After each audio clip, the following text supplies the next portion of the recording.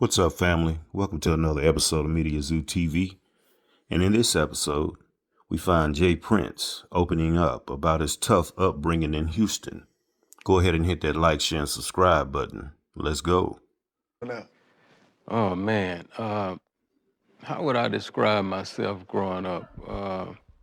A hustler, I remember myself being a kid with like a uncanny love for money, and I know how to save it, unlike all the kids that was my age. I was hustling, cutting grass, I had chickens, I was selling eggs. Shooting You dice. know, yeah, shooting dice, you know what I mean? Any kind of way, I could make money, I was trying to have some money in my pocket. You talk in the book about, seeing poverty all around you, experiencing poverty. It's a lot of people, just say in America, that have poverty all around them, generational poverty, and it's really nothing in them that wants them to get up and go change it or break that generational curse. And you talk about that. What was the origin of you saying, I want to be something different and do something different?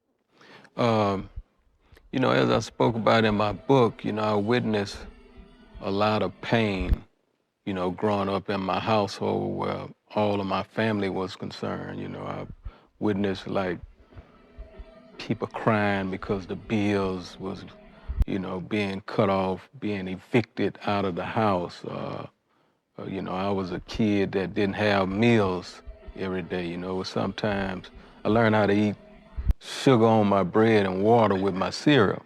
You know what I mean? It made it appear to be like milk was on those cereals. So it was the constant death, witnessing, my family members dying from lack of help, being able to get, proper help from the doctors and different things. So it all impacted me in a strong way. Now, your mother, she was real young.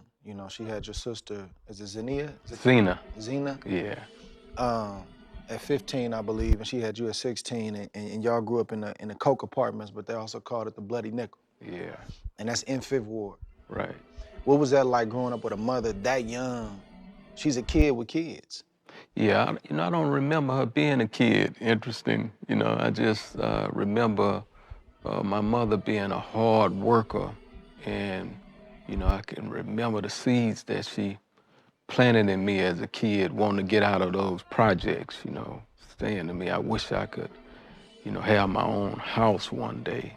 And me and my sister, we would, of course, go to school in the morning, then we would come home and be by ourselves up until nighttime before she came home from work. So I just witnessed a hard-working woman, man, that, she became my hero. What's the story with your pops, man? Was your pops around? Did you know him? Was he in the community? Was he in your life? Yeah, I had I had a combination of fathers that helped shape and mold me, and a few of them was my stepfather. But they were like, real hard-working, proud men that planted a work ethic in me, even as a kid that I think saved my life to this day. So, I tapped into my biological father, after I got grown, and You hadn't seen him before you became grown? I seen him, but I didn't know who he was. You know what I mean? As I wrote in the book, I didn't really know who he was, and I was told he wasn't my biological father. So I went almost half a life, not anymore, come but on. I went a long time without, knowing that truth. But it was life-changing once I found out who he was, and once I tapped into the Prince side of the family. It really was like a missing puzzle in my life where I didn't know who I was, but to meet that side of the family, I quickly tapped into who I was. What you think it is about that generation, man? Like, them kind of secrets or them kind of issues where it's like, I remember the football player Terrell Lawrence, his daddy lived down the street Yeah, for years. He didn't know. yeah. And it's like that kind of stuff where that's my daddy, I heard it's my daddy, I don't know if it's really, that's some heavy stuff.